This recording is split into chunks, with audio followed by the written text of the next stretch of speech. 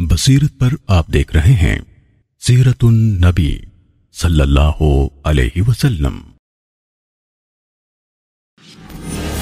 حضرت خدیجہ رضی اللہ تعالیٰ عنہ سے شادی اور ان سے آپ صلی اللہ علیہ وسلم کی اولاد۔ رسول اللہ صلی اللہ علیہ وسلم نے حضرت خدیجہ بنت خویلد رضی اللہ تعالیٰ عنہ سے شادی کی۔